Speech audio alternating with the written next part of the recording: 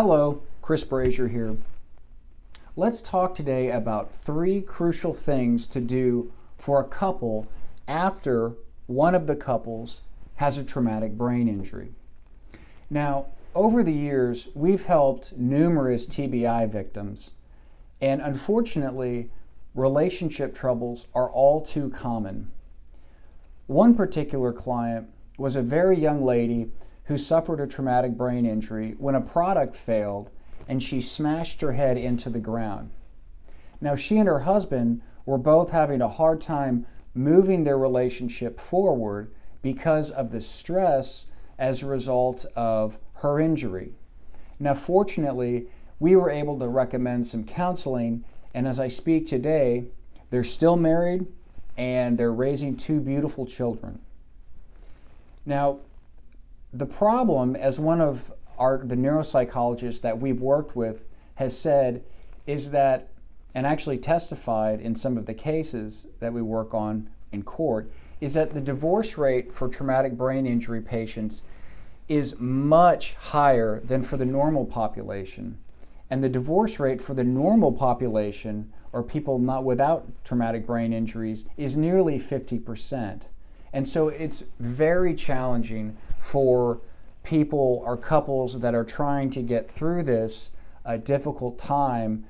It's very difficult and even harder than people who aren't experiencing that.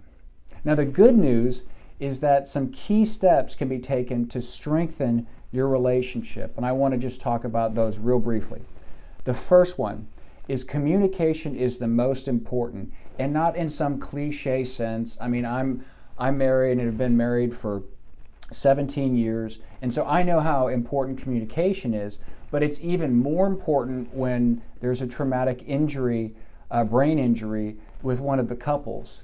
And what's really important is the person who is listening to the traumatic brain injury victim really needs to listen to what the TBI victim is saying and focus on things you agree on rather than things you disagree on. And I know that sounds easier than, it sounds easy to say, and it's much harder to do, and it is difficult, but it's incredibly important.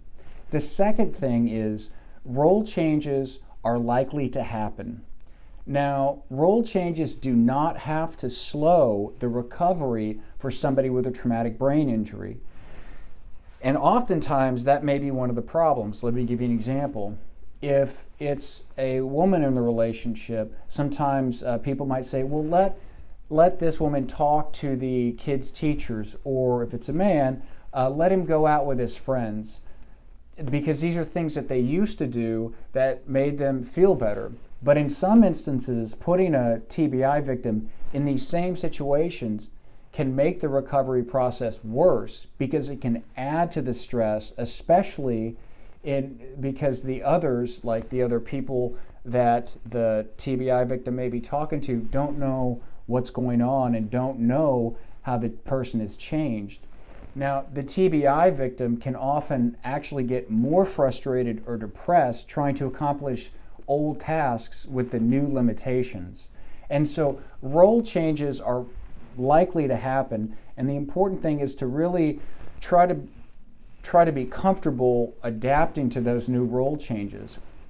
Now, the third thing, and maybe the most important, is to get professional counseling. It can be individual counseling or couples counseling, whichever fits best for the couple.